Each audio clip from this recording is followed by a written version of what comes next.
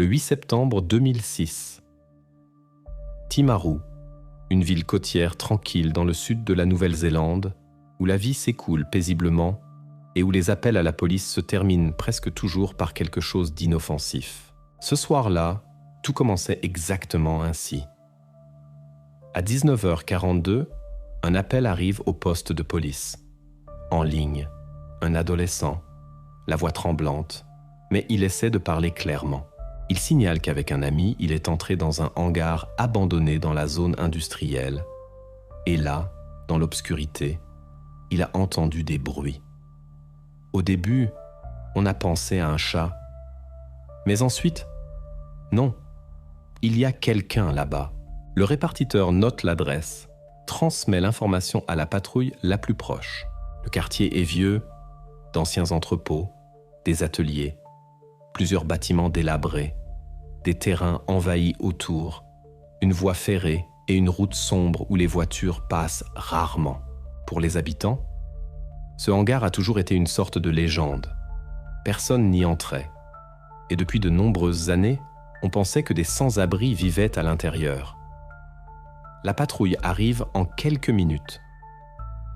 Dehors, le silence. Au loin, on entend l'autoroute, le vent qui claque contre le revêtement du bâtiment. Près du portail se tiennent deux garçons, tendus, pâles. Ils sont visiblement effrayés. L'un montre avec la lampe torche de son téléphone une fenêtre cassée au niveau du sol. Il dit que c'est par là qu'ils se sont faufilés. Le second ajoute « Là, quelqu'un bouge. On n'a pas osé s'approcher. » Les officiers entrent à l'intérieur. D'abord rien d'inhabituel. Poussière, déchets, traces de vieux pneus, quelques chaises renversées. Tout dans la pénombre. Mais plus ils avancent, plus une étrange sensation devient perceptible, comme si l'endroit n'était pas complètement vide. Le faisceau de la lampe glisse sur le sol, se fige sur le coin éloigné. Là, parmi les débris et les feuilles de métal, quelque chose reflète la lumière. Au début, cela semble juste un tas de ferraille. Mais quand il s'approche, cela devient visible. Les barres sont soudées. Pas par hasard, mais intentionnellement. Une construction solide, grossière, ressemblant à une cage. Dehors souffle le vent. La porte métallique claque sous les rafales. L'un des policiers s'approche, dirige la lumière à l'intérieur. Pendant une seconde, il semble qu'il n'y a rien, mais ensuite il voit, au fond, un mouvement à peine perceptible, très faible, comme si quelqu'un essayait de bouger. Dans la radio, on entend un signal court. Le second officier s'éloigne vers la sortie, appelle des renforts et des médecins. Il signale « Il y a une personne, dans un espace confiné, besoin d'aide. » 21 minutes plus tard, une autre voiture arrive sur place, avec elle, des sauveteurs et un médecin de garde. À ce moment, plusieurs habitants se sont déjà rassemblés autour. Quelqu'un filme avec un vieil appareil photo numérique. Le quartier est éclairé par les phares des voitures de police. Les sauveteurs tentent d'ouvrir la cage, mais la serrure résiste. La chaîne est rouillée, mais elle tient fermement. Un coupe-boulon hydraulique est utilisé. Le grincement du métal remplit le hangar. Chaque seconde s'étire, comme exprès. Personne ne parle. On entend seulement le bruit de la coupe et la respiration des gens en masque. Quand la serrure est enfin coupée, la porte s'écarte avec un grincement. À l'intérieur, une personne. Assise, la tête baissée, ne bouge pas. Le médecin fait signe qu'il faut agir vite. On la sort sur une civière, on la couvre d'une couverture thermique, on vérifie la respiration. Faible, mais présente. Les yeux fermés, la peau presque blanche. Pas de réaction aux mots. Les médecins ne perdent pas de temps, chargent immédiatement dans l'ambulance. Les enquêteurs restent à l'intérieur. Ils examinent les lieux à la lumière de lampes portables. Sur le sol, des bidons d'eau en plastique, un vieux matelas, des morceaux de tissu, plusieurs articles de soins personnels. Tout est disposé soigneusement, comme si quelqu'un avait vécu ici en permanence. Mais en même temps, l'espace ne ressemble pas à un refuge, mais à un endroit où quelqu'un a été enfermé. Près de la cage, des traces de chaussures, probablement d'une autre personne. Elles sont photographiées, les coordonnées sont fixées. Dehors, la foule continue de se tenir. Les gens chuchotent, discutent de qui aurait pu faire ça. Quelqu'un se souvient de vieilles rumeurs sur des personnes disparues. Quelqu'un dit que le hangar appartenait encore il y a quelques mois à une entreprise privée, mais ensuite, son propriétaire a disparu. La police ne fait pas de commentaires officiels. Tout ce qu'on sait, à l'intérieur a été trouvé une personne vivante, sans document, sans signe d'identification. Cette même nuit arrive un message de l'hôpital. L'état est stable, mais grave. Impossible d'établir l'identité pour le moment. Pas de documents, pas d'enregistrement dans les bases de données. Les enquêteurs commencent une vérification de toutes les affaires ouvertes de personnes disparues dans la région. Ils comprennent que le cas n'est pas accidentel. Ce n'est pas un endroit où une personne se serait retrouvée seule. Tout ce qu'ils ont vu à l'intérieur parlait du contrôle de quelqu'un, de la systématisation de quelqu'un. Le lendemain, le hangar est complètement bouclé. Les experts prennent les empreintes, font des photographies, saisissent des objets. Officiellement, ce n'est plus un examen, mais le début d'une enquête criminelle. La presse locale obtient les premières fuites. Dans la zone industrielle a été trouvée une personne présumée détenue en captivité. Et bien que la police ne confirme pas les détails, une chose est claire. Ce qui s'est passé dans le vieux hangar de Timaru deviendra le début de l'une des histoires les plus sombres que cette ville ait jamais entendues. À l'hôpital de Timaru, tout commence par une procédure ordinaire. Les employés de l'ambulance fixent les paramètres, transmettent les données aux médecins de garde. L'état est stable, mais extrêmement affaibli. La patiente ne réagit pas aux appels, les yeux fermés, la peau pâle. Les médecins prennent des photos pour le rapport interne et envoient une demande à la base des personnes disparues. Une formalité, mais c'est justement elle qui devient le moment clé. Quelques minutes plus tard, le système donne une correspondance. Nom: Emily Carter. Âge: environ 12 ans. Adresse: Timaru, rue Fitzroy, maison 17, selon la base, figurant comme disparue. Statut: absente sans nouvelles. Date de disparition: le 3 octobre de l'année précédente, presque un an auparavant. Officiellement, cette affaire était considérée depuis longtemps comme classée. Emily allait de l'école et n'est pas arrivée à la maison. La dernière fois qu'on l'a vue était à un carrefour à quelques pâtés de maisons de sa propre cour. Ce soir-là, les recherches ont commencé. Police, volontaires, chiens, bénévoles. Pendant plusieurs semaines, toute la ville a vécu cette histoire. Puis, le silence. Aucune trace n'a été trouvée. Les parents ont déménagé, la mère n'a pas supporté l'attention de la presse, le père est parti chez des parents à Oamaru. Pour tous autour, l'affaire Carter est devenue une disparition non résolue de plus. Maintenant, elle, ici, dans une chambre d'hôpital, à seulement 3 km de ce même carrefour. Sur les mains, pas de traces de contention, mais les médecins notent des signes de restriction de mobilité prolongée. L'organisme est fortement affaibli, les muscles atrophiés. Le cerveau réagit aux stimuli, mais la conscience, dans un état léthargique. Elle ne parle pas. L'enquêteur, arrivé à l'hôpital, fixe l'identité. La photographie confirme. C'est elle. Aucun doute, formellement, 2 affaires sont réunies.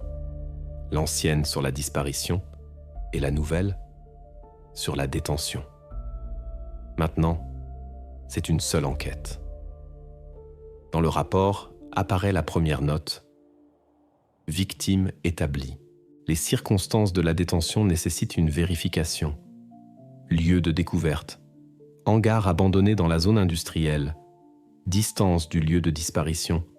3,2 km. Cette distance devient un choc. Pendant presque 1 an, on l'a cherchée. Et tout ce temps, elle se trouvait à proximité. Aucune vérification, aucune descente n'est arrivée jusqu'à ce hangar. La police s'y était rendue auparavant, mais l'objet était considéré comme vide. Le propriétaire des lieux n'existait plus depuis longtemps en tant que personne morale. Personne ne prêtait attention aux portes rouillées, derrière lesquelles se trouvait en fait le lieu du crime.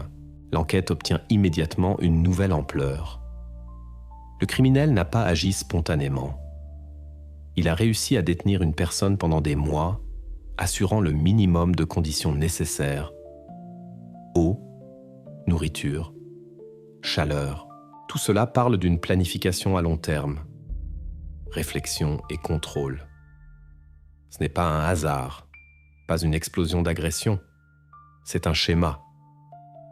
Les enquêteurs commencent à reconstituer l'itinéraire de la disparition. Ils réexaminent les anciens documents, les cartes de recherche, les enregistrements d'interrogatoire. Tout ce qui semblait évident il y a 1 an paraît maintenant différent.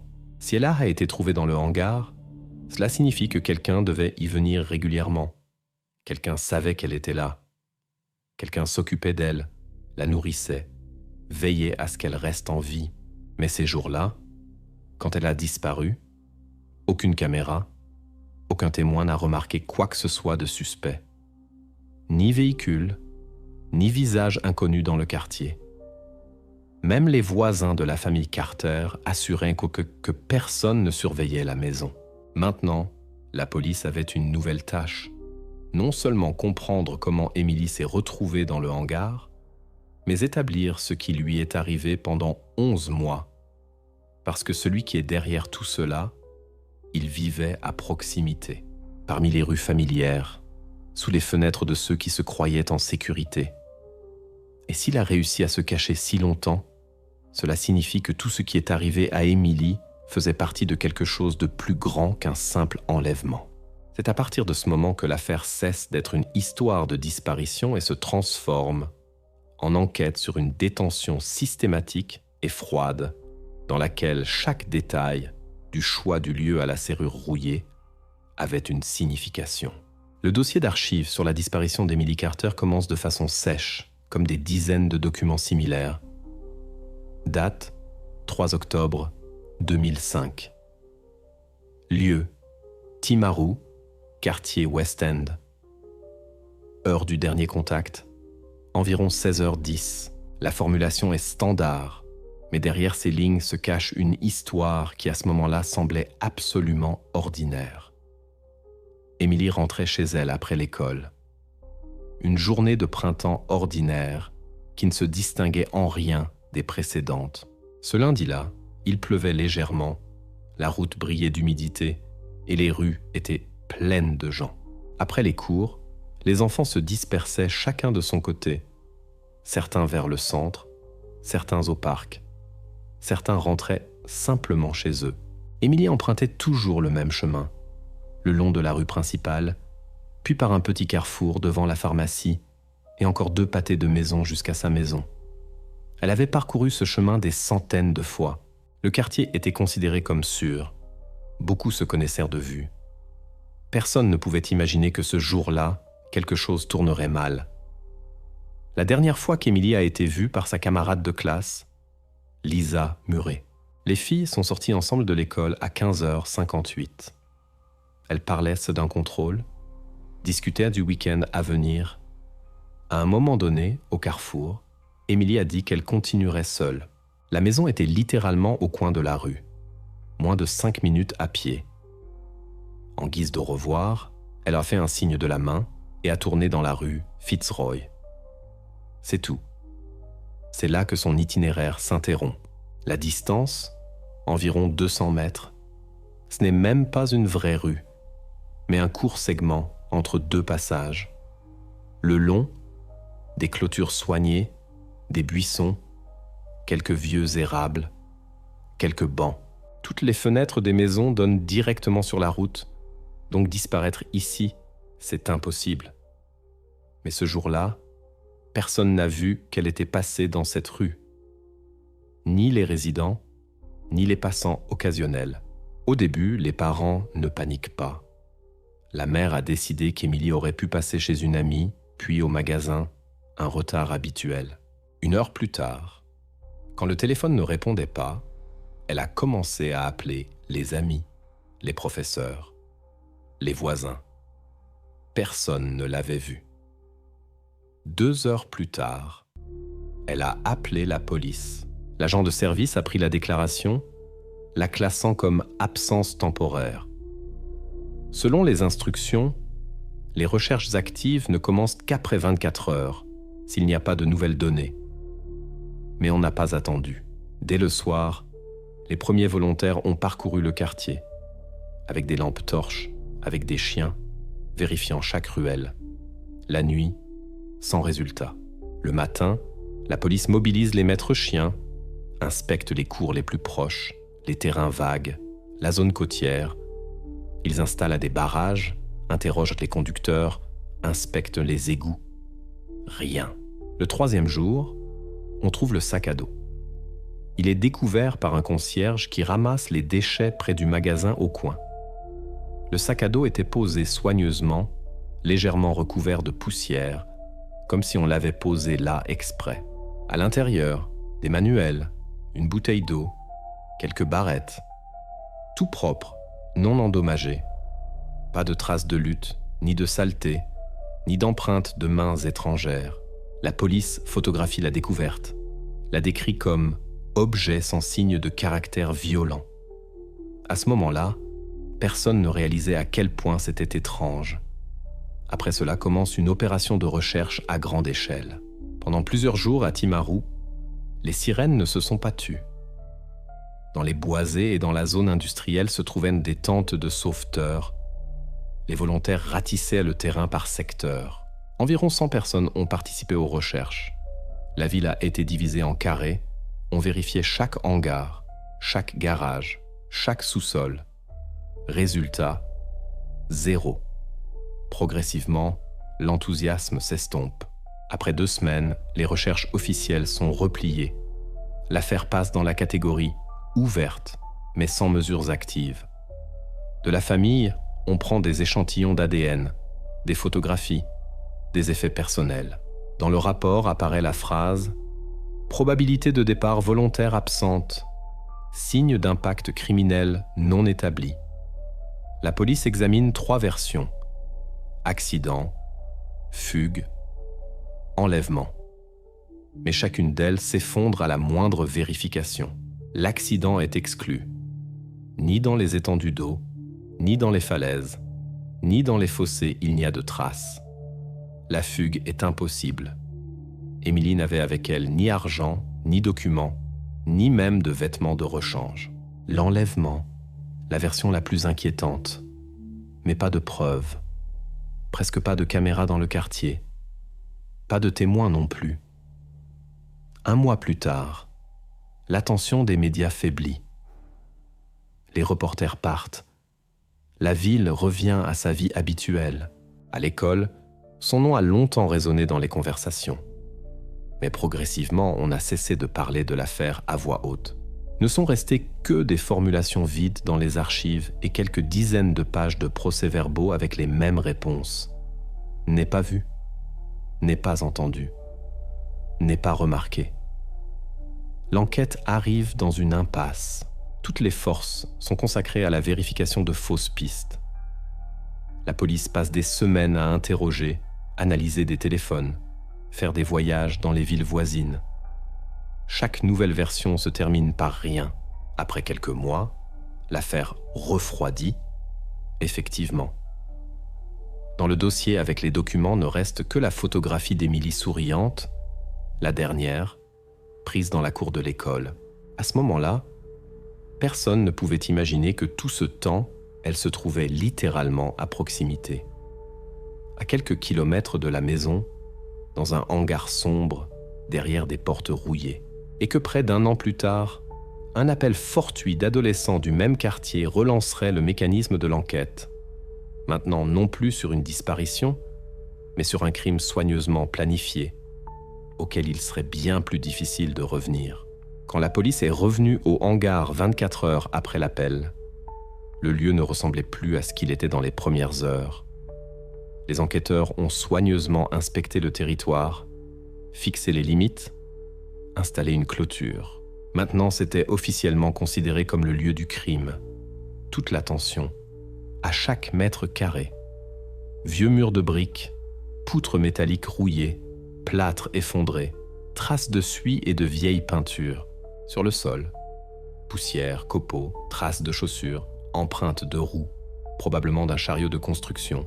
Dans le coin éloigné se trouvait cette fameuse cage, soudée à partir de barres d'armature, une construction grossière mais solide, créée par une personne qui comprenait comment travailler le métal. Au début, l'inspection semble inutile. Pas de traces fraîches, pas de documents, rien qui pourrait directement indiquer le propriétaire. Mais l'enquêteur menant l'affaire fixe un détail important, le type de soudure. Elle est lisse, dense, sans lacune. C'est le travail non d'une personne occasionnelle, non d'un amateur.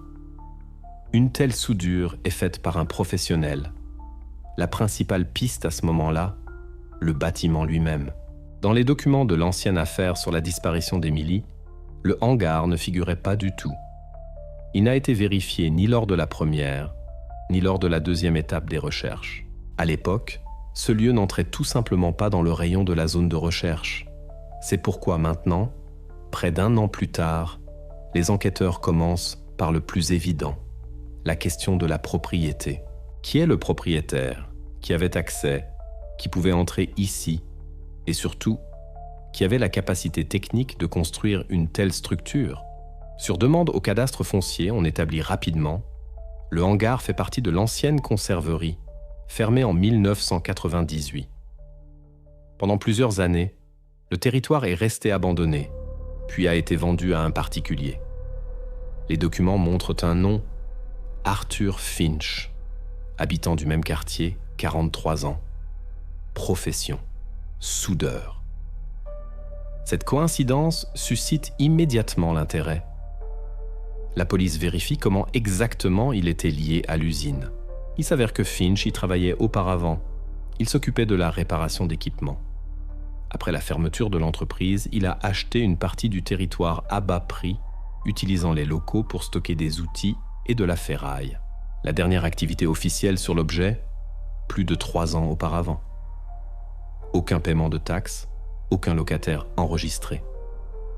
Les enquêteurs se rendent chez lui, une petite maison à la périphérie de Timaru, un terrain avec un garage et de vieilles voitures. Finch ouvre la porte calmement, comme si la visite de la police ne le surprenait pas. Il ne se cache pas, n'évite pas la communication. À première vue, un homme ordinaire, silencieux, mais sans agressivité. À la question sur la propriété, il répond avec assurance. « Oui, le bâtiment est à moi. Mais je n'y suis pas allé depuis plusieurs années. Tout était fermé, personne n'y allait. » Ces mots sont enregistrés sur dictaphone. Ensuite, procédure standard. Il était convoqué pour un interrogatoire officiel. Dans le bureau, il est assis calmement, les mains sur la table, le regard direct. Il dit qu'après son licenciement de l'usine, il a perdu tout intérêt pour ce lieu.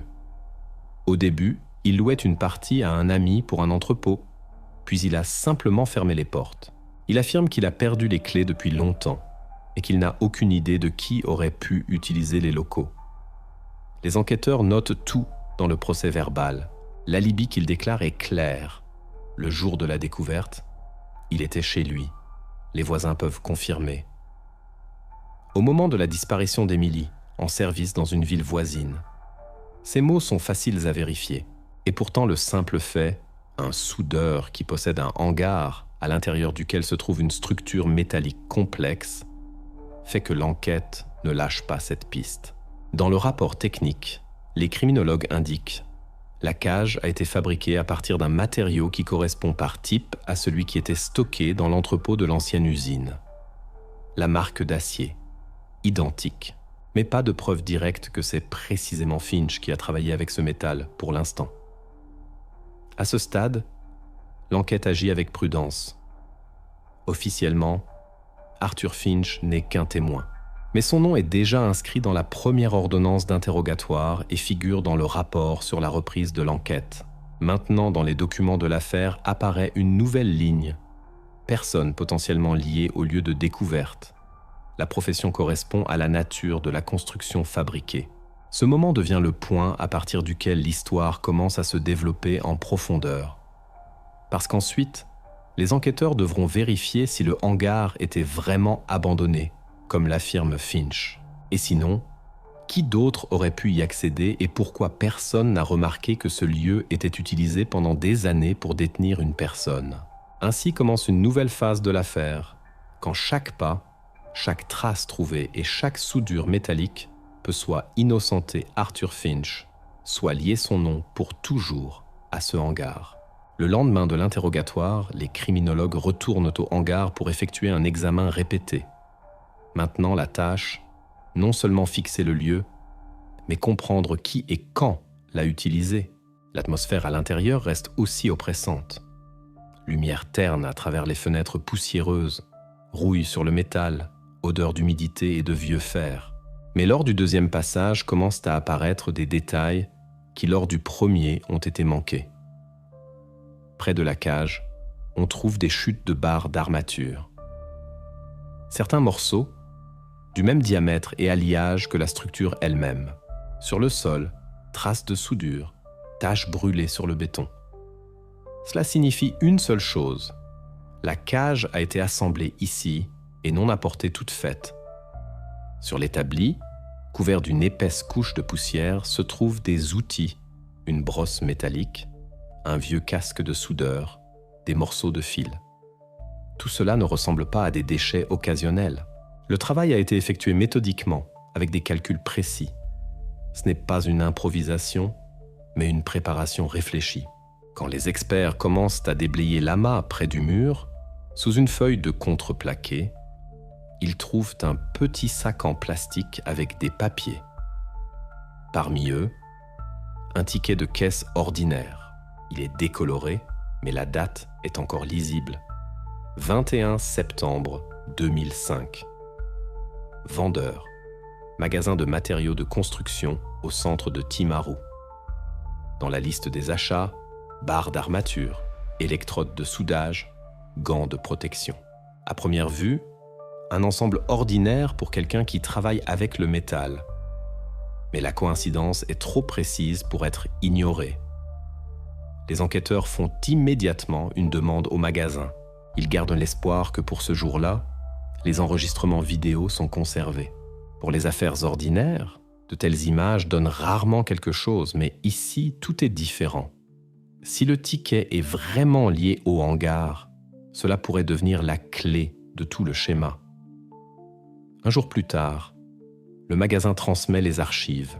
Caméra de l'ancien modèle, images granuleuses, mais les visages sont identifiables.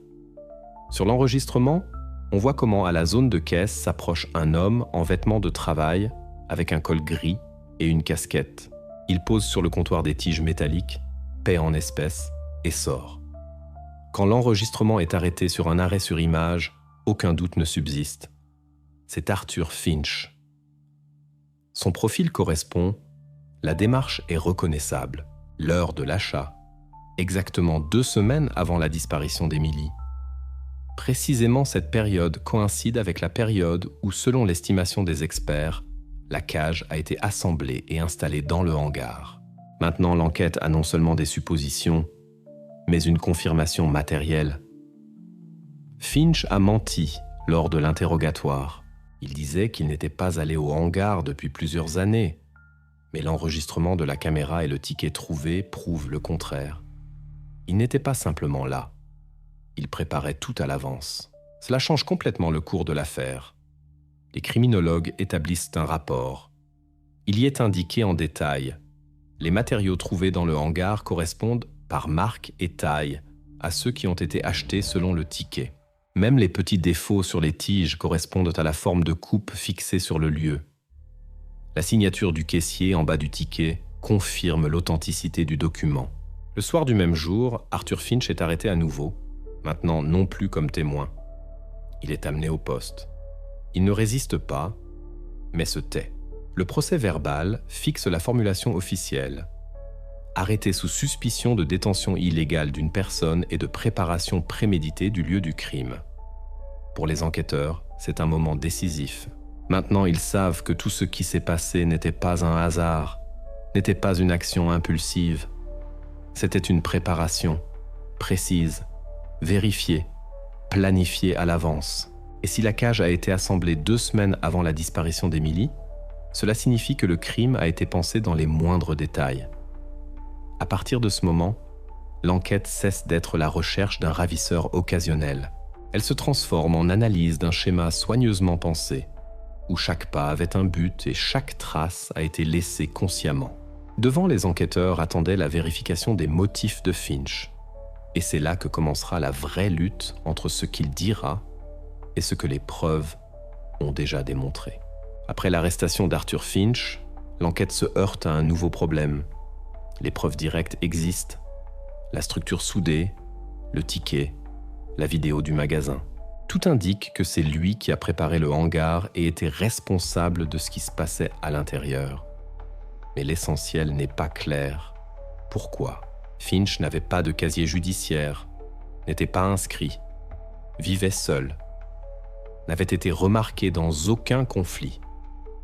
Émilie pour lui, une personne étrangère. Entre eux, on n'a trouvé aucun lien évident. Dans de telles affaires, le motif, c'est la clé. Sans lui, tout s'effondre.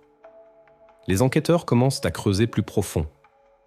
Ils vérifient ses anciens lieux de travail, contacts, collègues. Ils étudient les opérations financières, les appels téléphoniques, la correspondance. L'image se forme lentement, mais une chose saute immédiatement aux yeux. Ces dernières années, Finch vivait presque isolé, sans amis, sans famille, sans travail permanent. Extérieurement, calme, mais à l'intérieur, à en juger par les anciens documents, accumulant de l'irritation. À travers les archives de la police, on arrive aux anciens dossiers de travail. Là apparaît une ligne à laquelle personne ne prête d'abord attention. 2000. Entreprise de construction, Carter Construction, poste, soudeur constructeur. Le nom de l'entreprise semble familier et 1 minute plus tard, il devient clair pourquoi. Le propriétaire de l'entreprise est Robert Carter, le père d'Émilie. Cette coïncidence arrête le groupe. Il vérifie les dates. Finch a travaillé chez Carter pendant presque 2 ans, licencié après un accident du travail. À l'époque, il a reçu une brûlure en travaillant sur un chantier, mais la direction a reconnu cela comme une violation de la sécurité de sa part. Finch exigeait une compensation, affirmait que l'équipement était défectueux, que le chef de chantier était responsable. Mais l'entreprise a défendu sa position et Carter lui-même a témoigné contre lui au tribunal. Ensuite, tout suit une chaîne. Les dossiers judiciaires confirment. Le recours de Finch a été rejeté. Dans la décision du tribunal, il est indiqué qu'il n'y a pas de preuve de la culpabilité de l'employeur. Après cela, Finch a disparu du champ de vision. Il s'est engagé dans des contrats temporaires, changeait souvent de logement, menait une vie renfermée. Mais selon les mots d'un des anciens collègues, il a plus d'une fois rappelé ce conflit. Disait que Carter lui avait brisé la vie. Les enquêteurs commencent à établir un lien logique. 15 ans après le licenciement, Finch vit dans la même ville, à quelques kilomètres de la maison des Carter. Par hasard ou non, mais le hangar qu'il a acheté se trouve sur le chemin où passait souvent Émilie, à seulement 3 pâtés de maison de son école. La coïncidence devient de moins en moins fortuite. Dans les rapports apparaît une nouvelle section. Motif possible, vengeance personnelle contre le père de la victime, réalisée par le biais d'un préjudice à un proche. Cette formulation rend l'affaire compréhensible. Le crime ne semble plus insensé. Il se transforme en acte de représailles soigneusement construit, qui devait causer de la douleur non physiquement, mais psychologiquement. On remonte les anciennes lettres et déclarations de Finch. Dans l'une d'elles, envoyée au conseil municipal il y a encore 10 ans, il écrivait que certaines personnes paient non pas tout de suite, mais elles paient toujours. À l'époque, cela a été considéré comme la plainte d'un homme offensé. Maintenant, ces mots sonnent différemment, comme un avertissement. Les enquêteurs recoupent la chronologie. Finch achète le hangar peu après que Carter a élargi son entreprise et commencé à travailler sur des marchés publics. On peut supposer qu'il a de nouveau entendu parler de son ancien patron, s'est souvenu de l'ancienne histoire et a décidé d'agir. Tout indique que le crime a été préparé à l'avance, mais pas pour le profit. Il portait un caractère personnel, presque démonstratif. Quand les enquêteurs essaient de comprendre le côté psychologique, ils arrivent à la conclusion: Finch ne voyait pas en Emily une personne concrète. Elle est devenue pour lui un symbole d'injustice, un lien avec le passé. À travers elle, il voulait punir le père, celui qui, comme il le pensait, l'avait un jour trahi. Cette version rend l'image presque complète.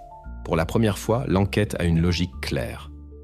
Tout ce qui semblait insensé s'arrange soudain en chaîne.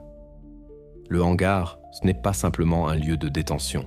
C'est un lieu où Finch voulait prouver qu'il était capable de contrôler le destin d'autrui. Maintenant, la police a tout. L'exécutant, les preuves et le motif.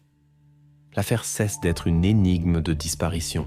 Elle devient une histoire de vengeance, étendue sur 15 ans. Mais avec cela, surgit une nouvelle difficulté. Si tout était dirigé contre le père, cela signifie que Finch ne prévoyait pas seulement l'isolement. Cela signifie que cette histoire peut avoir une suite. Quand les enquêteurs ont obtenu un mandat de perquisition de la maison d'Arthur Finch, personne ne s'attendait à ce que derrière la façade ordinaire d'une petite maison à la périphérie de Timaru se cachait un monde construit autour d'une seule idée, obsessionnelle. La maison elle-même semblait discrète, façade délavée, cour envahie, portail rouillé. À l'intérieur, minimalisme, mais non par amour de l'ordre, mais par absence totale de quelque chose de vivant. Ni photo, ni effet personnel. Tout nettoyé à l'extrême, comme si la personne avait depuis longtemps cessé de vivre une vie ordinaire et s'était concentrée sur une seule chose. La partie principale de la perquisition a concerné son atelier. C'était une petite annexe derrière la maison où se trouvait un établi, des outils et de vieilles pièces métalliques. Les enquêteurs s'attendaient à trouver des preuves techniques, des outils similaires à ceux utilisés pour fabriquer la cage ou des restes de matériaux. Mais ce qu'ils ont trouvé a dépassé ces attentes. Sur le mur, directement en face de l'établi, était accrochée toute une composition. Des dizaines de coupures de journaux, jaunis, mais soigneusement collés dans un ordre strict. Sur elles, des titres sur l'entreprise de construction, Carter Construction. Entreprise locale obtient un contrat, Robert Carter, homme de l'année selon le journal de la ville. Un peu plus bas, des photos de la famille, fêtes, interviews, événements caritatifs. Sur certains clichés, Emily était toute petite. Sur d'autres, plus âgée, des photos d'école de la presse locale. Chaque coupure datée, 15 ans d'observation, collectées à la main, sans lacune. Au début, cela peut sembler un étrange hobby, collectionner de vieux articles, mais ensuite, on comprend que ce n'est pas simplement une archive, c'est un schéma, sur des feuilles séparées, des notes en petite écriture, dates, commentaires, croisements. Le coin de la pièce est complètement tapissé de telles feuilles, et chacune est reliée par des fils à d'autres, comme sur les murs dans les bureaux des enquêteurs. Sauf que ce schéma est construit contre la famille Carter. Au centre de ce mur, une carte de Timaru. Ancienne, plastifiée, avec de nombreuses marques et lignes. Sur elle, on voit que Finch suivait les itinéraires. L'itinéraire de l'école d'Emily à la maison est souligné au marqueur rouge. Il y a même l'heure, notée à la main, 15h20, croisement, Brown Street, 15h35, entrée dans la cour.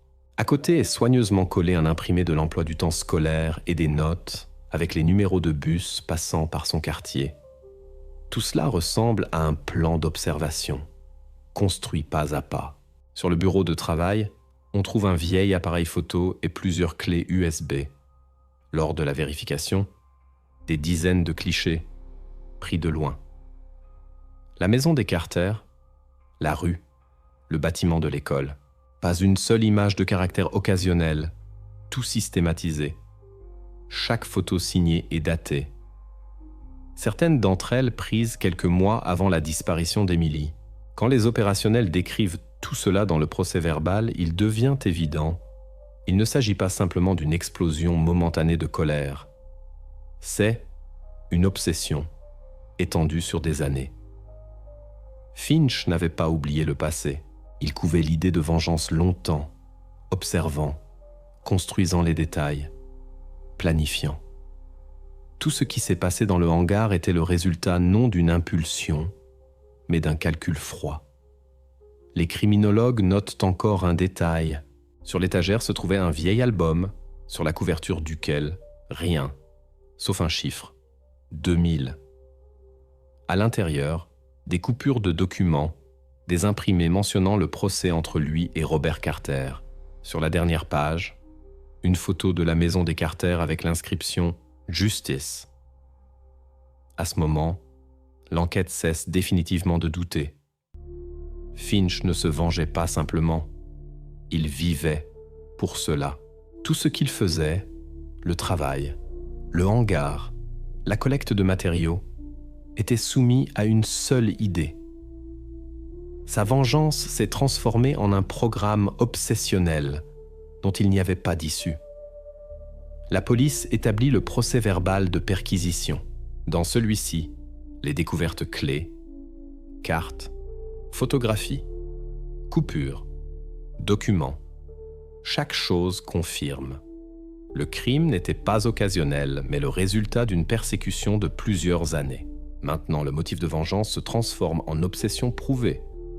Ces preuves rendent l'affaire définitivement cohérente. Les enquêteurs voient devant eux un homme qui a construit sa vie autour de la famille d'autrui, observait, se préparait, collectait chaque détail. Et maintenant, l'enquête entre dans une nouvelle phase, la tentative de comprendre comment exactement il a réussi à mener tout cela en restant inaperçu. Quand la perquisition touchait déjà à sa fin, il semblait que tout était trouvé.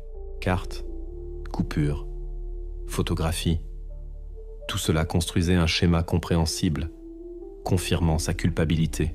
Mais les enquêteurs comprenaient, quiconque prépare un crime de cette envergure a toujours quelque chose de personnel, un endroit où il garde non pas des faits, mais des pensées. C'est pourquoi ils ont décidé de repasser dans la maison encore une fois, lentement, attentivement, centimètre par centimètre. À première vue, la chambre de Finch ressemblait à un logement ordinaire d'un homme âgé. Rien d'inhabituel, une pile de magazines, une vieille télévision, une étagère avec des livres. Mais quand l'un des enquêteurs a sorti un tome avec couverture, en dessous a été découvert un cahier d'école usé à couverture bleue, le plus ordinaire, comme ceux qu'on vend dans n'importe quel magasin. Sans signature, sans marquage. Simplement un cahier. Il a été ouvert directement sur place. Les premières pages, soignées, en petite écriture, courtes phrases, chacune avec une date.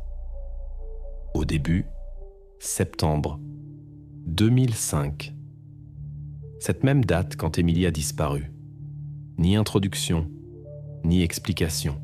Seulement des notes sèches. Essentiellement, des rapports. Jour 1. Objet sur place. Jour 4. Tout calme. Jour 10. Sans changement. Au fur et à mesure qu'on tournait les pages, le texte devenait plus dense. Parfois, les notes étaient accompagnées de l'heure du jour ou de courtes remarques comme « nuit »,« silence » ou « matin pluie ».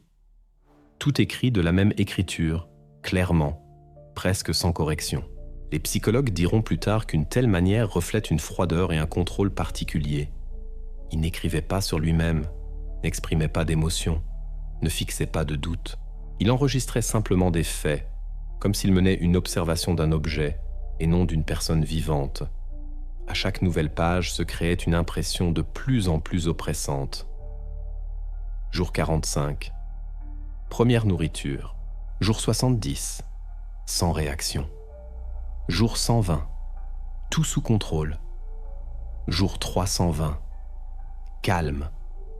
Ces courtes phrases ne décrivaient pas ce qui se passait, mais leur sécheresse, détachement et répétition constante créaient un sentiment de quelque chose d'infini, routinier, froid. Presque comme un rapport d'ingénieur et non de criminel. La dernière note datée d'août 2006, exactement quelques semaines avant qu'Emily soit trouvée. Jour 337, terminé. Sans signature, sans explication. Ce point à la fin de la page semblait être la fin non seulement des notes, mais de toute l'histoire qu'il avait terminée pour lui-même. Quand le cahier a été apporté au laboratoire, les experts ont immédiatement compris que c'était la clé.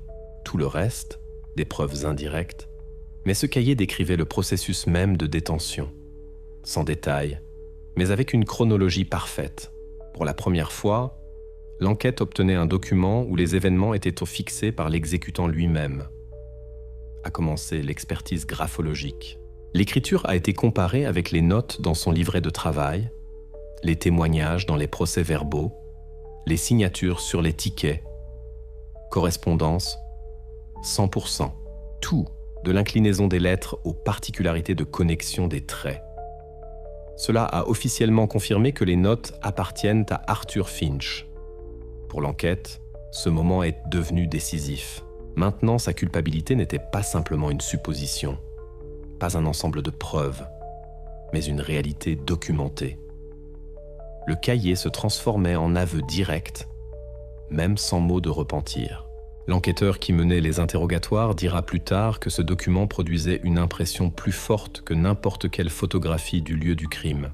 Dans le procès-verbal, la note est désignée comme « journal d'observation », mais officieusement, tous au département l'appelaient « le cahier sans émotion ». Il n'y avait rien d'humain en lui, ni regret, ni compassion, seulement un système. Chaque jour, chaque action, comme partie d'une expérience. Maintenant, l'enquête avait tout. Motif, preuve, écriture, cadre temporel. Le cahier est devenu le cœur de l'affaire. Il prouvait que tout ce qui s'était passé n'était pas une explosion de rage et non un hasard, mais le résultat d'un plan réfléchi, froid comme la glace. À partir de ce moment, l'enquête cesse d'être une histoire de disparition. Elle devient une chronique judiciaire d'un homme qui pendant presque 1 an a vécu selon ses propres règles, sans les violer un seul jour. Et maintenant, quand toutes les preuves se sont assemblées en un tout, il restait à comprendre la dernière chose, comment il a réussi à se cacher si longtemps, et qui, peut-être, l'aidait à rester invisible. Après que l'enquête ait rassemblé toutes les preuves, restait la dernière manœuvre possible de la défense. Déclarer qu'Arthur Finch agissait inconsciemment. Son avocat a immédiatement construit une ligne sur le fait que le crime aurait été la conséquence d'une ancienne blessure à la tête et de lourdes souffrances psychologiques après le licenciement. Cette version semblait plausible. Finch avait effectivement reçu un dommage grave lors du travail sur le chantier, avait suivi un traitement, puis pendant plusieurs années ne pouvait pas s'installer. Sur ce fond, il avait des plaintes de maux de tête, irritabilité et insomnie.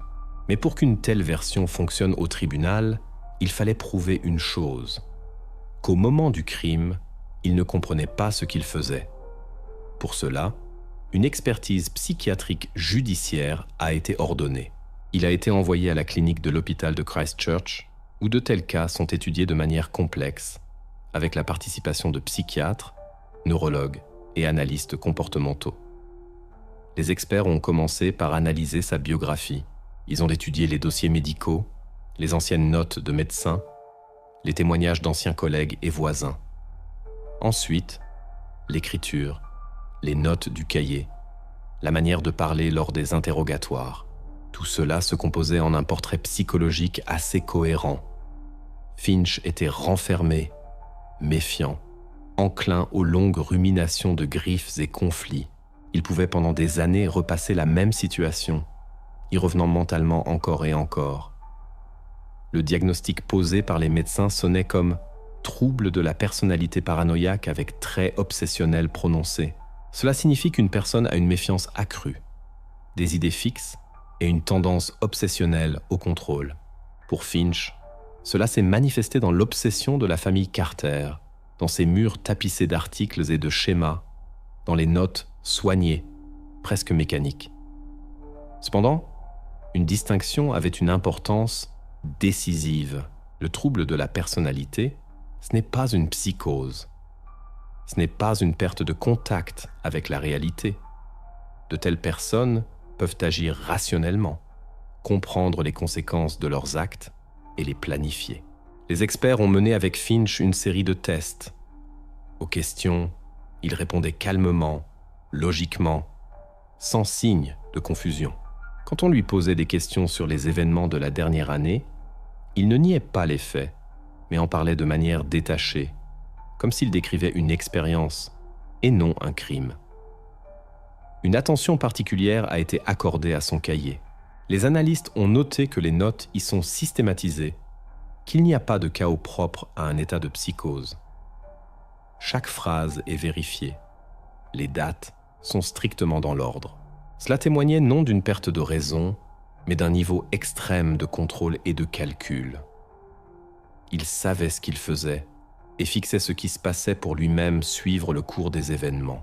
Quand les experts préparèrent la conclusion finale, elle ne laissait aucun doute. Finch souffrait effectivement de troubles de la personnalité, mais cela ne l'empêchait pas de comprendre la nature de ses actions et de les diriger. En d'autres termes, il pouvait comprendre qu'il violait la loi et le faire consciemment. Pour le tribunal, cela est devenu le moment décisif. Dans la conclusion officielle se trouvait un mot « responsable ». D'un point de vue juridique, cela signifie que la personne porte entièrement la responsabilité de ses actes.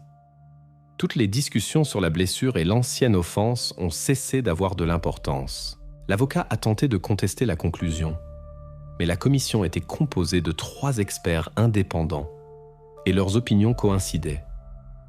Finch comprenait ce qu'il faisait. Il construisait un plan, sélectionnait des matériaux, suivait l'itinéraire, notait les dates. Tout cela excluait le hasard et indiquait un comportement conscient, réfléchi. À partir de ce moment, la défense perdait effectivement tout terrain. Finch cessait d'être un homme malade ayant perdu le contact avec la réalité. Devant le tribunal devait comparaître un exécutant de sang-froid, agissant avec calcul et logique interne. Et maintenant, l'enquête passait au stade final, la préparation du procès, qui devait mettre un point final à cette histoire. Quand l'enquête est arrivée au stade final, il semblait que l'affaire était complètement résolue. Mais dans les documents d'archives restait un détail qui ne laissait pas de repos à l'enquêteur principal. Au tout début, dans les premiers jours après la disparition d'Emily, la police avait interrogé une personne, un sans-abri local du nom de Harold Keene. À l'époque, il vivait dans un vieux hangar à la périphérie de Timaru, non loin de cette même rue où Emily avait été vue pour la dernière fois.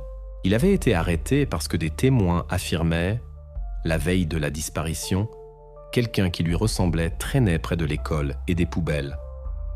À l'époque, il n'avait pas d'alibi. Harold ne pouvait pas se rappeler où il était ce soir-là. Il disait qu'il buvait, puis dormait quelque part près du quai. Ni témoin, ni confirmation.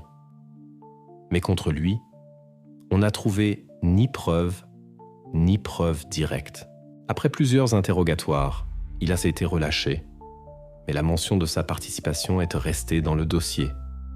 Et maintenant, quand tout était devenu clair avec Finch, ce vieux détail a refait surface. Les enquêteurs ont décidé de vérifier si cet homme n'était pas lié à Finch. Car le hangar où Emily a été trouvée se trouvait à seulement quelques kilomètres de l'endroit où vivait alors Harold. La version semblait logique. Peut-être savait-il ce qui se passait, pouvait aider ou simplement fermer les yeux sur ce qu'il voyait. Pour l'enquête, c'était la dernière lacune possible dans la chaîne. Harold a été trouvé rapidement.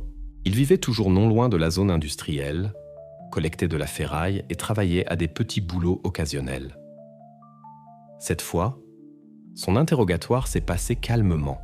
L'homme ne niait pas qu'il connaissait Finch, mais décrivait leur connaissance comme fortuite. Il me donnait simplement quelques pièces de temps en temps pour l'aide avec le métal. Selon ses mots, Finch était peu sociable, mais toujours poli. Les conversations entre eux ne dépassaient pas les sujets quotidiens. Outils, travail, nourriture. Les enquêteurs ne se sont pas limités aux mots. Ils ont vérifié les appels téléphoniques de Finch pendant plusieurs mois avant le crime. Aucun contact avec des numéros qui auraient pu appartenir à Harold. Ils ont vérifié les opérations bancaires, les transferts, les achats. Tout indiquait que Finch agissait seul. Même les caméras dans le quartier du hangar n'ont enregistré personne d'autre que lui pendant tout le temps qu'il y venait. Les opérationnels ont de nouveau examiné les anciens procès-verbaux de 2005, quand Harold avait été arrêté pour la première fois. À l'époque, il était déjà dans le champ de vision de la police, non à cause de crimes, mais à cause d'un mode de vie instable. Les notes montraient, au moment de la disparition d'Emily, il se trouvait effectivement dans un autre quartier de la ville, ce qui a été confirmé plus tard par de nouveaux témoins. 2 employés du quai se sont souvenus de l'avoir vu cette nuit-là. Après une vérification répétée, tous les doutes ont été levés. Harold Keane s'est avéré être une personne ordinaire qui s'est simplement retrouvée au mauvais endroit, au mauvais moment. Son histoire, bien qu'elle semblait insignifiante, est devenue un détail important. Elle a aidé à exclure définitivement la possibilité que Finch ait eu un complice. Pour s'en assurer définitivement, les enquêteurs ont mené une vérification financière, analysé le mouvement des fonds sur les comptes de Finch pendant plusieurs années. Aucun transfert suspect, aucun achat commun, aucun paiement à des tiers. Tous les achats, y compris l'armature, les matériaux et les outils, étaient enregistrés à son nom personnel et payés en espèces. Cela confirmait, il faisait tout lui-même, ne comptant sur personne. À ce moment-là, l'enquête comprenait déjà. Finch était renfermé, ne faisait pas confiance aux gens et comptait toujours uniquement sur lui-même. Il construisait tout seul, préparait, notait, observait. Personne ne l'aidait et personne ne savait ce qu'il faisait exactement. Son plan n'existait que dans sa tête et toutes les traces qui pouvaient indiquer l'aide de quelqu'un se sont révélées fausses. Quand la vérification a été terminée, l'affaire Finch a acquis sa forme définitive.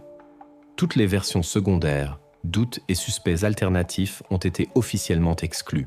Devant l'enquête, restait une seule image unique. Un homme qui, pendant de nombreuses années, a vécu l'idée de vengeance, ne l'a partagée avec personne et, pas à pas, l'a réalisée. C'était un monde fermé, isolé, où chaque élément, des cartes sur les murs aux notes dans le cahier, n'existait que pour lui. Personne ne savait ce qui se passait derrière les portes de sa maison, et personne ne se doutait qu'à la périphérie de la ville, parmi les hangars rouillés et les mauvaises herbes, se cachait un lieu où le temps s'était arrêté pendant presque 1 an. Maintenant, il restait à l'enquête de faire la dernière chose, préparer l'acte d'accusation et transmettre l'affaire au tribunal.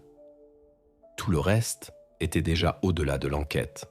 Quand les enquêteurs ont terminé le travail avec les preuves et témoignages, est venu le moment que beaucoup considèrent comme le plus important. Comprendre la personne elle-même. Non seulement ce qu'elle a fait, mais qui elle était avant cela, car de tels actes n'arrivent pas soudainement. Ils sont généralement précédés d'années d'irritation accumulée, de griefs non vécus et de fermeture intérieure. Les policiers ont commencé à faire le tour des voisins et des anciennes connaissances d'Arthur Finch. L'image se formait progressivement, et plus ils interrogeaient de gens, plus se dessinait clairement le même portrait. Finch vivait tranquillement, presque imperceptiblement. Il travaillait, ne faisait pas de bruit, ne provoquait pas de conflit. Il pouvait ne pas sortir de la maison pendant des semaines s'il n'y avait pas de nécessité. Les voisins se souvenaient qu'il saluait rarement, ne parlait presque pas, mais payait toujours pour l'électricité, nettoyait devant la maison, surveillait les outils. Il semblait homme ordinaire, un peu étrange, mais pas dangereux. Beaucoup disaient, on pensait simplement qu'il n'aimait pas les gens.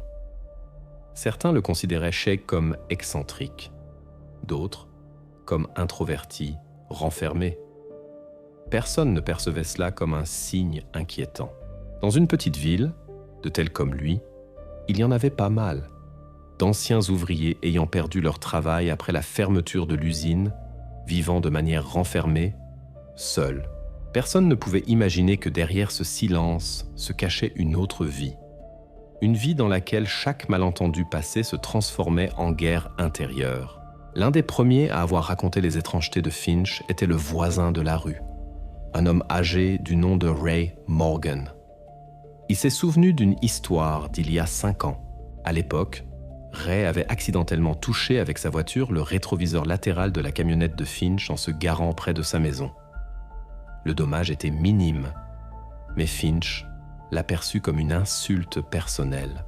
Au lieu de discuter calmement de la réparation, il a déposé une plainte à l'assurance, puis à la mairie, écrit des déclarations à la police pour dommage à la propriété. Quand tout cela n'a rien donné, a commencé une vraie petite vengeance. Pneus crevés, rayures sur les portes, plainte pour bruit.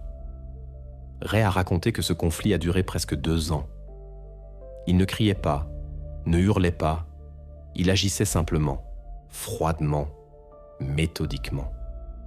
Il semblait que pour lui, l'important n'était pas de punir, mais de prouver qu'il n'oublierait pas. Après cela, personne dans la rue ne voulait plus avoir affaire à lui. Une autre personne, un ancien collègue de l'usine, se souvenait comment un jour, il s'était disputé avec Finch à propos d'un outil de travail. Finch avait estimé qu'il était injustement accusé d'une casse. Depuis ce jour, il avait cessé de saluer, ne parlait plus, faisait comme si la personne n'existait pas. Et ainsi, presque 8 ans, jusqu'à ce que l'usine ferme. Pour lui, toute offense était éternelle. Même si elle n'avait aucune importance pour les autres, il la transformait en rappel constant d'injustice. Les enquêteurs ont trouvé encore plusieurs histoires similaires. Plaintes à la municipalité concernant les chiens des voisins, lettres au journal avec accusations contre d'anciens employeurs, demandes de compensation pour préjudice moral. Tous ces épisodes mineurs, à première vue, avaient un noyau commun, la volonté de ne pas lâcher prise. Finch ne se mettait pas simplement en colère. Il se fixait sur l'offense et vivait avec elle. Quand les spécialistes de l'analyse comportementale ont étudié son dossier, ils ont noté une régularité intéressante. Dans tous les cas où Finch se considérait comme victime, sa réponse n'était pas l'agression ouverte, mais la vengeance froide, systématique. Il ne s'enflammait pas, il planifiait. C'est en cela que consistait la particularité de sa psyché. Absence d'impulsion, mais présence de persévérance. Il pouvait attendre des années le moment opportun pour rendre, comme il disait, la dette.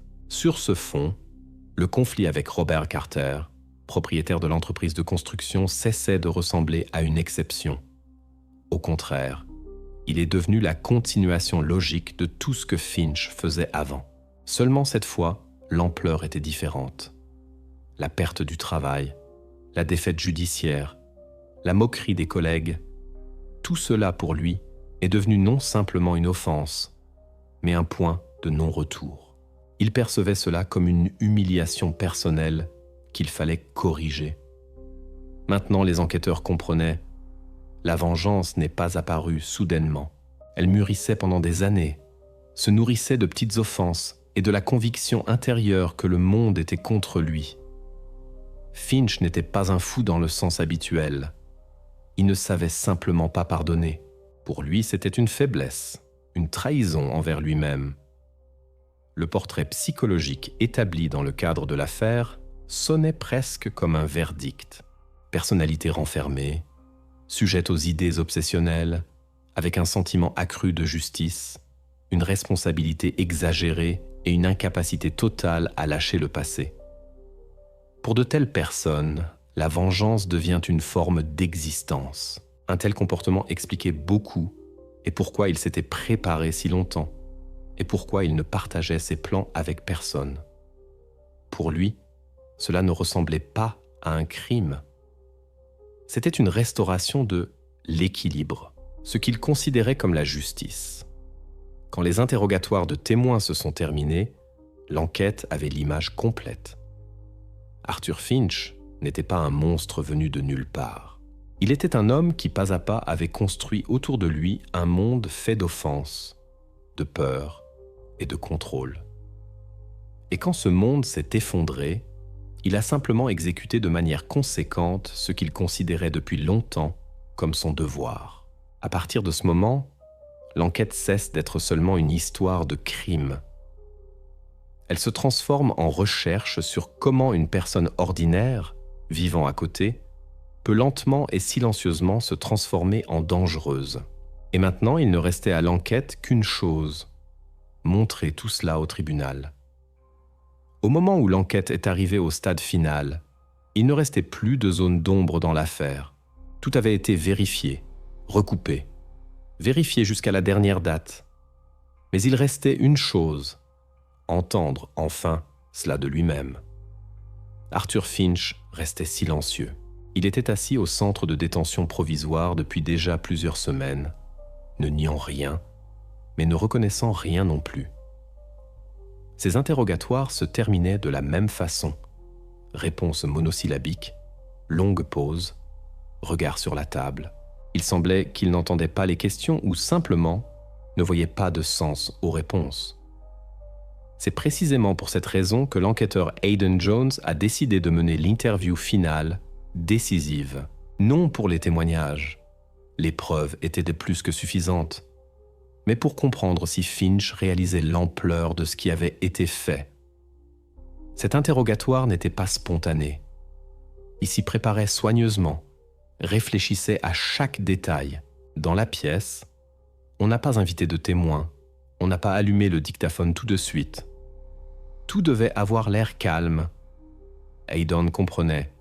Si on fait pression sur Finch, il se mettra sur la défensive.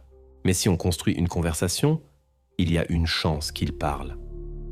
Quand il a été amené dans la pièce, Finch avait l'air comme dans les premiers jours de la détention, habillé avec soin, sans trace de fatigue, regard sec, régulier.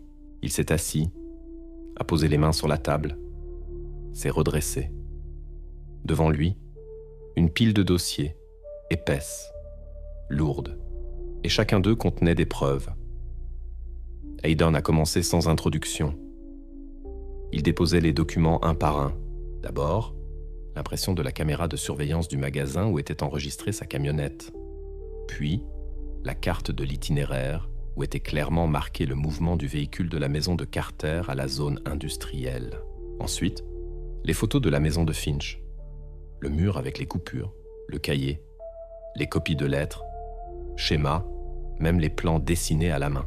Tout cela, il le disposait sur la table, comme s'il créait devant lui une projection physique de ses actes. Finch regardait tout cela sans expression, ni surprise, ni irritation. Seulement une attention silencieuse, détachée. Quand sur la table est tombée la dernière chose, ce fameux cahier où il tenait ses courtes notes, Hayden a fait une pause. Puis il l'a ouvert lentement et a lu quelques lignes. Jour 45, silence. Jour 76, tout calme. Jour 200, le temps passe. Sa voix sonnait régulièrement, presque sans passion. Mais dans le silence, ses phrases sonnaient particulièrement froidement. Finch a baissé les yeux, comme s'il écoutait quelque chose en lui, mais il n'a pas prononcé un mot. Alors Hayden a décidé d'aller plus loin. Il lisait des extraits de la conclusion de l'expertise, les résultats de l'analyse graphologique, le rapport des psychologues. Chaque document le rapprochait du principal, le motif. Et alors, l'enquêteur a posé ce qu'il avait longtemps retardé. Tout a commencé le jour où Carter a signé l'ordre de licenciement. Vous vouliez reprendre ce qu'il vous avait enlevé ? Cela a sonné calmement, sans pression. Et pour la première fois de tout ce temps, Finch a changé d'expression. Il a levé les yeux, a retenu le regard sur Hayden comme s'il évaluait s'il valait la peine de parler. Le silence a duré longtemps, mais à un moment, sa posture a changé. Il s'est légèrement penché en avant, a parlé bas, retenu, mais distinctement. Il n'a pas simplement pris le travail, a dit Finch. Il m'a tout pris. Cette phrase a sonné non comme une justification, plutôt comme une affirmation. Et Hayden a compris que c'était le début. Finch a continué. Son discours était court, haché, mais on y sentait une logique. La sienne, déformée, mais cohérente. Il parlait d'injustice, de comment Carter l'avait piégé après la blessure, comment il avait ri au tribunal, comment il avait fait comme si rien ne s'était passé. Selon ses mots, ce moment est devenu décisif. C'est alors qu'en lui, quelque chose a cliqué. Il a raconté qu'il l'observait pendant des années, qu'il voyait comment celui-ci ouvrait de nouveaux projets, souriait devant les caméras, recevait des récompenses, et tout ce temps, il se sentait une personne effacée. Je vivais, mais c'était comme si je n'existais pas, a-t-il prononcé. L'enquêteur restait silencieux. Il le laissait parler. Durant ces minutes, Finch semblait avoir enlevé son masque. Dans sa voix, il n'y avait pas de colère, seulement de la fatigue. Comme s'il ne se justifiait pas, mais fixait simplement un fait. « Vous avez fait cela à cause du licenciement ?»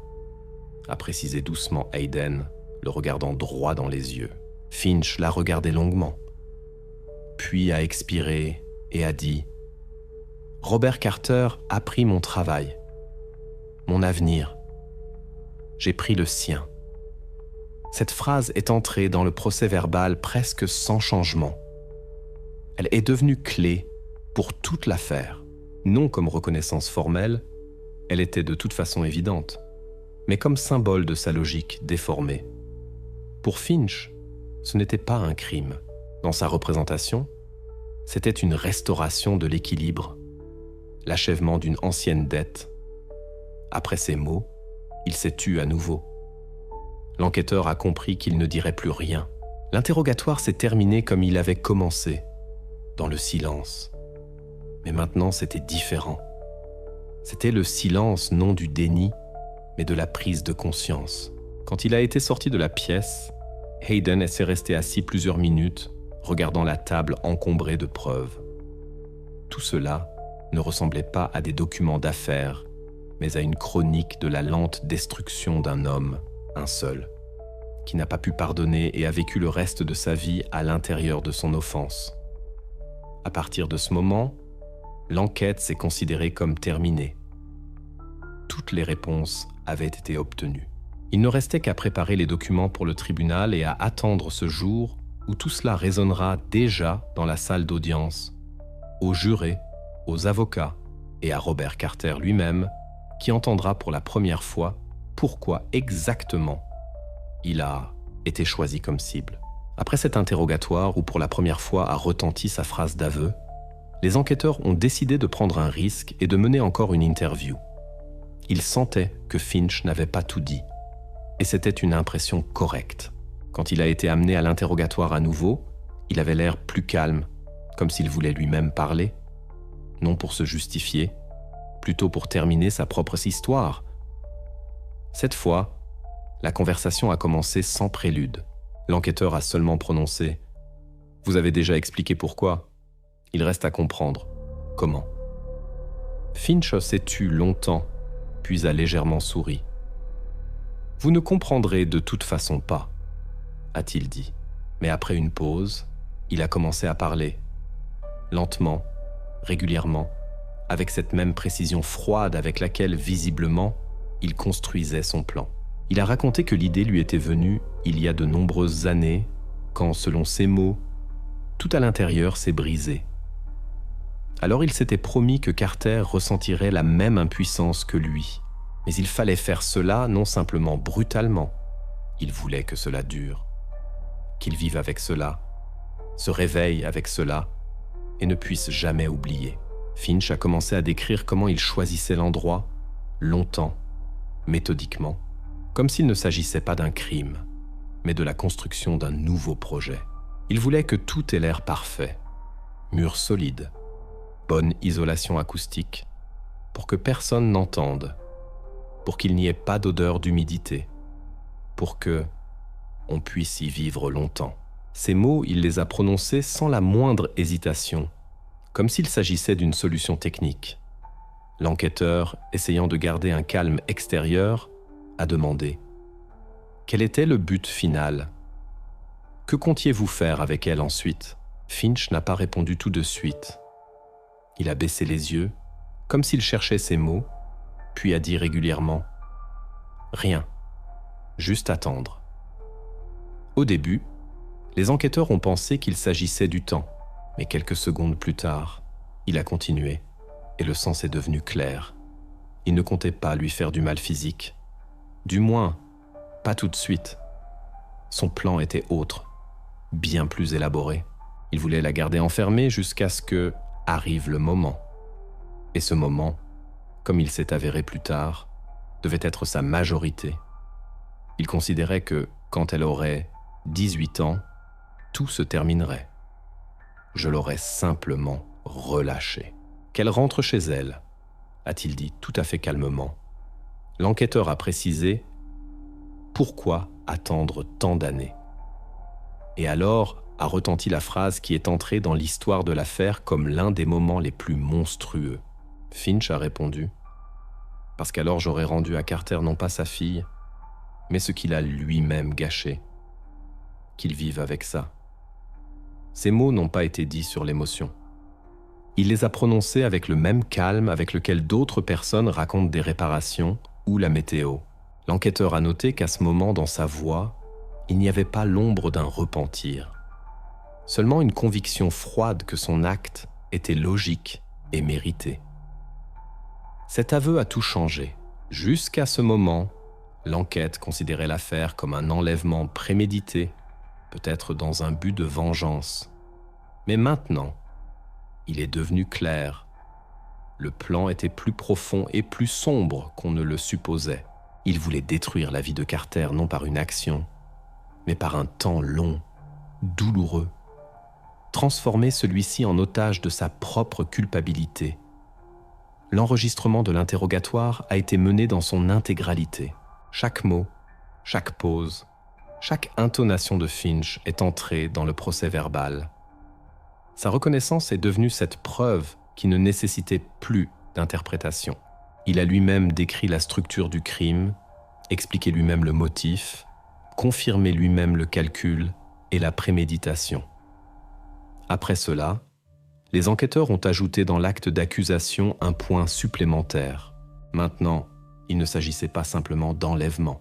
Dans l'accusation a été ajoutée la formulation de « détention prolongée d'une personne dans des conditions limitées », point qui selon la loi était considéré comme circonstance aggravante, témoignant d'un martyre psychologique intentionnel.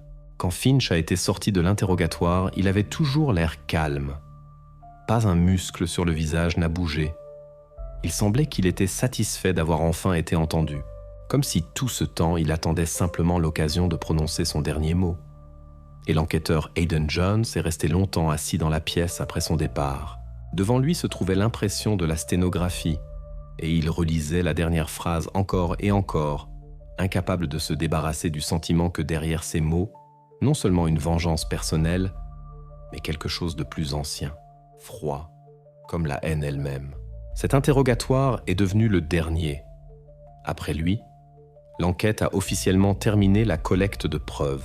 Maintenant, tout dépendait du tribunal et de comment les jurés percevraient de l'histoire d'un homme qui a vécu 15 ans pour un jour enlever à un autre le sens de la vie.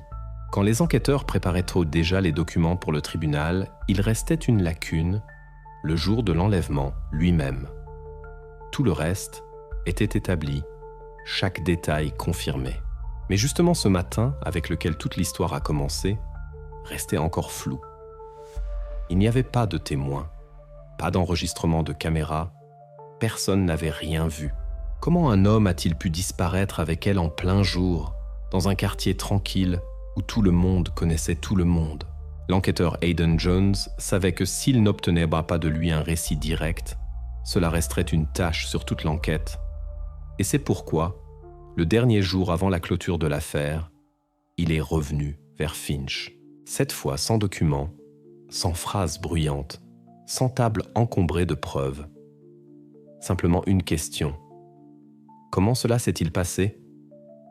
Finch s'est tu longtemps, puis a dit « Vous voulez savoir comment tout a commencé ?» et, inclinant légèrement la tête, a commencé à parler. Sa voix était calme, presque fatiguée. Il ne se justifiait pas, n'embellissait pas, parlait simplement, comme s'il racontait une instruction de travail. Il a dit qu'il la suivait pendant plusieurs semaines, mais précisément ce jour-là, tout était calculé à la minute près. Il savait où elle allait, à quelle heure elle sortait, qui passait dans la même rue. Dans une petite ville, les itinéraires habituels changent rarement, et cela est devenu son avantage. Ce jour-là, il est parti dans une vieille camionnette de travail avec laquelle il travaillait auparavant à des commandes privées. Le véhicule ne se distinguait en rien. De telles camionnettes se garèrent souvent près des maisons quand quelqu'un réparait le câblage ou installait des fenêtres. Il s'est garé au carrefour où la route de l'école passait en zone résidentielle. Il a attendu calmement, sans se presser. Dans ses mots, il n'y avait pas de nervosité, comme si c'était une action ordinaire, routinière. Quand elle est apparue, il est simplement sorti de la voiture et est allé vers elle. L'enquêteur a demandé « Vous vous êtes approché d'elle. Qu'avez-vous dit ?» Finch a hoché la tête. « J'ai dit bonjour. J'ai dit son nom et j'ai dit que son père m'avait demandé de la ramener à la maison. » Dans la pièce s'est installé un silence. Non de choc, de prise de conscience de combien c'était simple, sans menace, sans cri, sans lutte. Simplement un nom et une courte phrase. Finch a continué. Elle m'a reconnu. On s'était croisés avant. J'aidais son père avec les réparations quand je travaillais encore à l'usine. Elle n'a pas eu peur. Elle m'a simplement regardé, a hoché la tête et est allé vers la voiture. Il a fait une pause, puis a ajouté « J'ai même ouvert la porte devant elle. » L'enquêteur à ce moment a à peine retenu de serrer les poings. Tout semblait monstrueusement calme. Ni contrainte, ni force, seulement la confiance et un mensonge, dit d'une voix régulière. Finch a expliqué que c'était précisément en cela que consistait son idée. Il voulait que tout commence par la confiance, pour que le père, en entendant comment cela s'était passé, comprenne. Son nom était devenu un appât, que tout ce qu'il avait construit, réputation, respect, confiance, s'était retourné contre lui. Il était fier d'être connu en ville, qu'on lui faisait confiance. J'ai simplement utilisé cela. Son nom est devenu la clé de la porte, a dit Finch. Cette phrase, comme l'ont noté les enquêteurs, est devenue l'un des moments les plus terribles de toute l'affaire, parce qu'elle révélait l'essence. L'enlèvement n'était pas une impulsion, c'était un acte de symbolisme froid. Finch ne voulait pas simplement faire mal, il voulait le faire avec les mains d'autrui, avec l'aide de la confiance que Carter avait gagnée pendant des années. Puis Finch a ajouté qu'en route, elle parlait calmement, pensait que tout allait bien. « J'ai même mis la radio », a-t-il dit. Et pendant une seconde, dans sa voix a scintillé une ombre étrange de satisfaction, comme si le souvenir de sa précision lui procurait du calme. Quand il s'est tu, l'enquêteur a compris. Voilà le dernier détail manquant. Tout le schéma du crime, de l'idée à la réalisation, était maintenant connu. Cet aveu ne nécessitait pas de preuves. Ces mots coïncidaient avec les itinéraires, les marques temporelles, et même avec ce moment où la mère d'Emily avait appelé la police pour la première fois, remarquant que sa fille n'était pas rentrée à la maison. L'enregistrement de cet interrogatoire est entré dans les documents de l'affaire comme confirmation finale de toutes les versions. Maintenant, l'enquête savait tout, du premier pas au dernier. Et, ce qui est particulièrement terrible, chaque pas avait été pensé, pesé et exécuté sans émotion. À ce stade, le travail de l'enquête était considéré comme terminé. Il ne restait qu'à transmettre les documents au procureur. L'histoire d'Arthur Finch touchait à sa fin, bien que pour la famille Carter, elle ne faisait que commencer. Après l'aveu de Finch, les enquêteurs ont décidé. Il était temps de rassembler tout ensemble, non pas des preuves séparées, non pas des dates séparées, mais une ligne complète, ininterrompue, du moment où dans sa tête est née pour la première fois l'idée, jusqu'au jour où Emily a disparu. Cela devait devenir la reconstruction finale, une sorte de portrait du crime, assemblé à partir de tous les détails, témoignages, tickets, photos, expertises et marques temporelles. Le début de l'histoire, 12 avril de l'année précédente. Ce matin-là, les caméras de surveillance du magasin de construction ont enregistré Arthur Finch. Il est entré calmement, sans hâte, comme quelqu'un qui sait exactement ce dont il a besoin. Sur la vidéo, on voit comment il prend des barres métalliques, du grillage en feuilles, un paquet d'électrodes de soudage et une bouteille de gaz. Paiement en espèces, ticket, soigneusement plié et mis dans la poche de la veste de travail. Plus tard, précisément ce morceau de papier, daté de 2 semaines avant la disparition d'Emily, deviendra le premier maillon de la chaîne de preuves. À partir de ce moment, tout commence à se mouvoir selon un calendrier calculé à l'avance. Chaque soir, à partir de la mi-avril, il allait à l'ancienne conserverie. Ces années-là, c'était un endroit presque abandonné. Quelques ateliers rouillés, terrain envahi, un gardien qui venait ici rarement. Le hangar où tout allait se passer était un peu à l'écart, derrière la ligne de vieilles voies ferrées. De l'extérieur, il ressemblait à un entrepôt ordinaire. Portes métalliques, peinture écaillée, fenêtres poussiéreuses. Mais à l'intérieur, Finch créait son projet. Les voisins, qui ont été interrogés plus tard, se souvenaient que parfois le soir, on entendait de là un son sourd de métal. Personne n'y prêtait attention. Beaucoup pensaient que quelqu'un réparait du matériel, démontait de vieux équipements. Dans les petites villes, de tels sons, c'est une partie du quotidien. Mais maintenant, l'enquête savait. C'était le son de la soudure, les étincelles, les coups de marteau. Finch construisait le cadre de la cage, la soudant à partir de ces mêmes barres qu'il avait achetées au magasin. Il ne se pressait pas, faisait tout soigneusement. Les criminologues noteront plus tard. Les soudures étaient lisses, solides, sans le moindre signe d'amateurisme. Tout parlait du fait que c'était fait par quelqu'un habitué au métal et sachant travailler avec l'outil. Quand la structure était prête, il a commencé à aménager l'espace intérieur. Dans le coin se trouvait un vieux générateur pour la lumière et le ventilateur.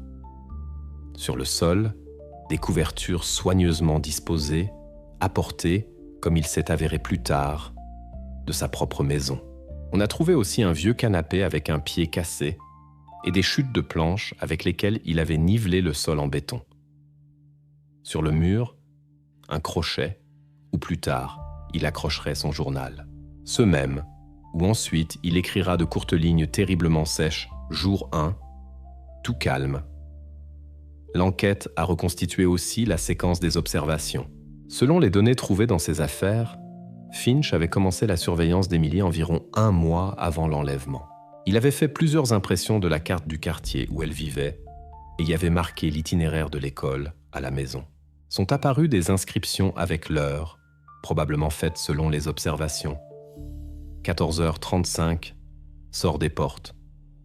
14h42, tourne de la rue principale. 14h47, tournant sur Santa Rosa.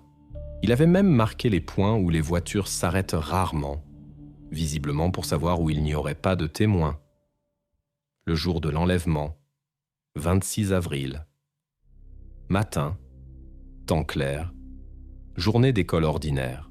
Emily rentrait chez elle par le chemin habituel.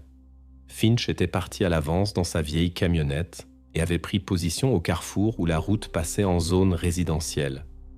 Il était resté là environ 20 minutes.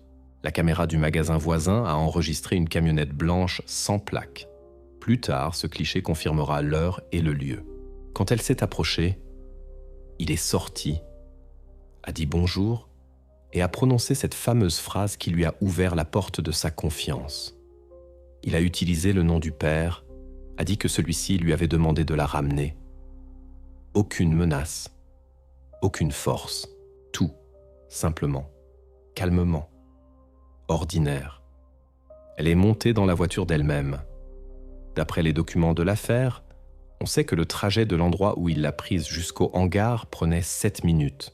Ces 7 minutes ont été longtemps analysées en recoupant les témoignages, les horloges sur les caméras, les itinéraires.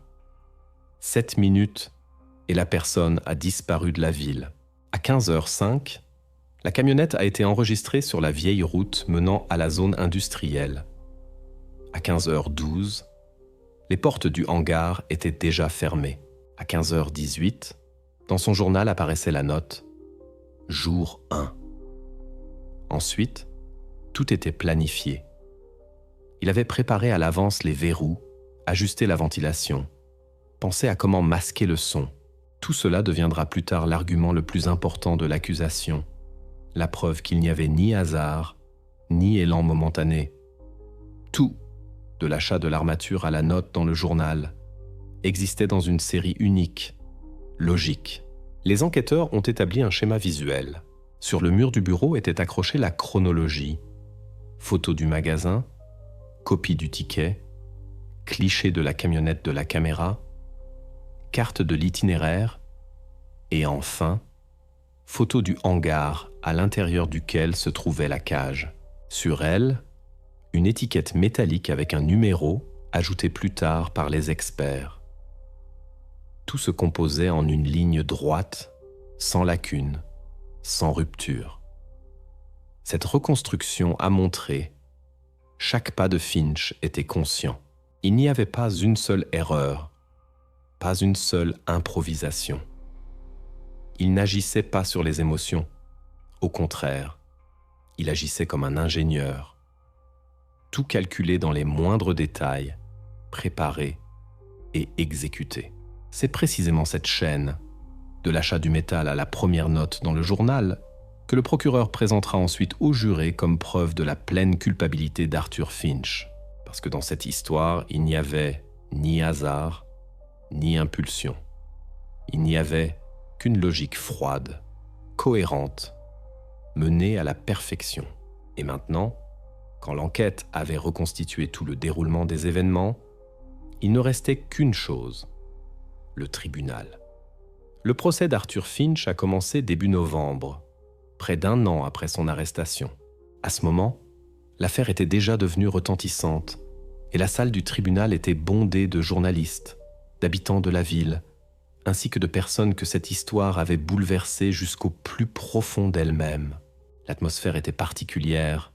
On y sentait non simplement de la lourdeur, mais une sorte de silence dense, comme il arrive quand les gens comprennent que maintenant se décide non seulement le destin d'une personne, mais le point moral même dans toute une histoire. L'audience a commencé calmement. Le procureur Julian Reeves parlait avec assurance, sans emphase.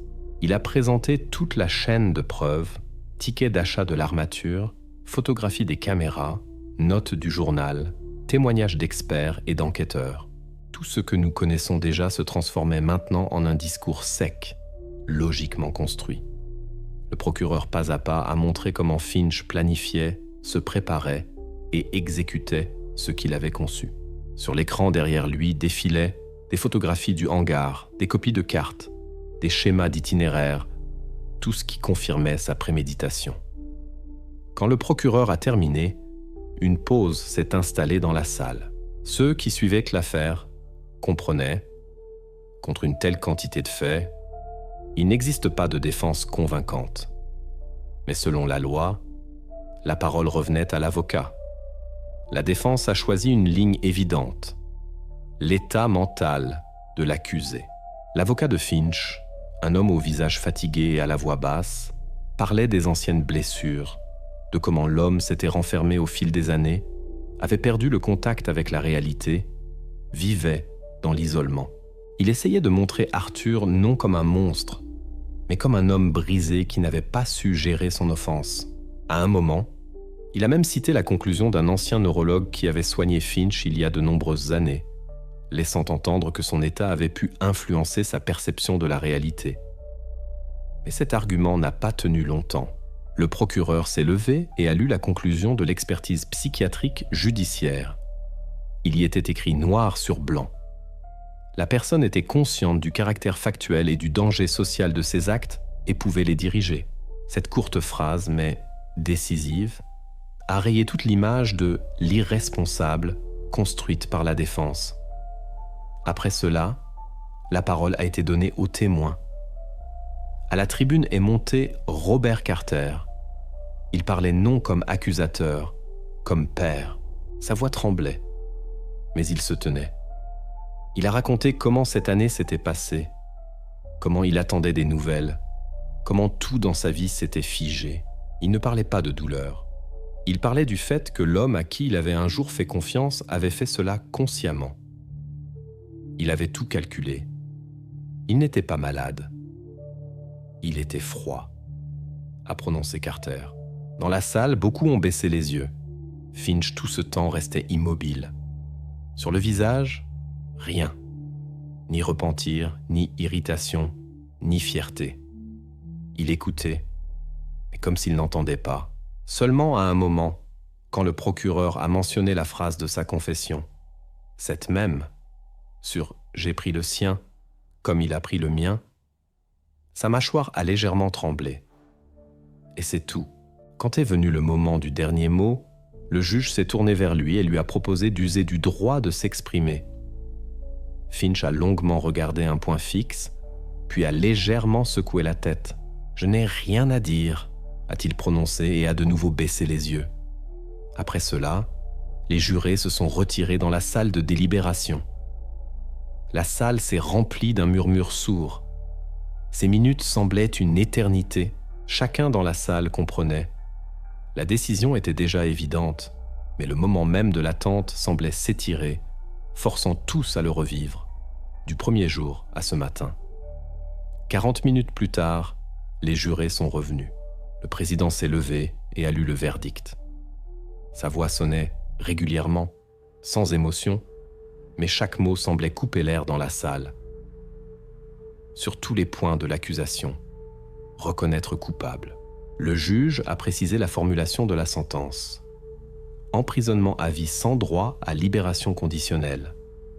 Cette phrase a mis le point final définitif. Aucun applaudissement, aucun cri, seulement un silence profond, dense, dans lequel même le froissement des papiers semblait bruyant. Finch n'a pas levé la tête. Il a été sorti de la salle et Carter est resté assis. Longtemps, il ne s'est pas levé. Regardait simplement l'endroit vide où encore une minute auparavant était assis l'homme qui avait détruit sa vie. Ainsi s'est terminée la partie juridique de cette histoire. Enquête, procès, sentence, tout terminé. Mais au-delà de la salle restait autre chose, ce qui est impossible de formaliser dans un procès verbal ou de fixer dans les documents de l'affaire, ce qui vivra dans cette ville encore longtemps. Après la sentence, Arthur Finch a été transféré dans un établissement pénitentiaire à régime strict sur l'île du Sud. La prison, entourée de collines et de vieilles plantations de sapins, semblait isolée non seulement du reste du monde, mais du temps lui-même. Finch a passé là les premières semaines en cellule individuelle, sous surveillance 24 heures sur 24. On ne l'a pas transféré avec les autres détenus, non par pitié, mais parce que de telles figures, qui se retrouvent au centre de l'attention publique, deviennent presque toujours des cibles. Mais lui-même ne montrait pas d'initiative. Selon les gardiens, toute son existence se résumait au silence et à la routine. Lever, repas, promenade, retour en cellule. Il n'écrivait pas de lettres, ne demandait pas de visite, ne se plaignait pas. comme s'il avait simplement disparu. Pendant ce temps, la vie au-delà des murs de la prison avait changé bien plus fortement. La famille Carter n'a plus pu rester à Timaru. Leur maison se trouvait sur une hauteur, avec des fenêtres donnant sur cette même route par laquelle Emily marchait ce jour-là.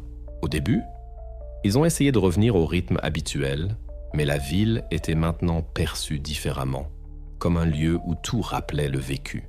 Même un bruissement occasionnel dans la cour voisine, le regard d'un passant, le bruit d'une poubelle le matin, tout provoquait l'anxiété. Quelques mois plus tard, Robert a vendu la maison, puis l'entreprise, et avec sa femme et sa fille, est parti. Selon des données non officielles, la famille se trouvait sous programme gouvernemental de protection des témoins. Ce n'est pas seulement une formalité. Ils avaient vraiment besoin de se cacher de l'attention de la presse, des reportages, des regards étrangers, de tout rappel du passé. Emily, à cette période, suivait une longue thérapie. Les médecins décrivaient à son état comme « adaptation prolongée à la vie normale après une expérience extrême ». Aucun détail supplémentaire n'a été publié. Tous les documents concernant sa réhabilitation sont fermés et les journalistes, même les plus insistants, n'ont jamais pu découvrir où exactement elle vit maintenant.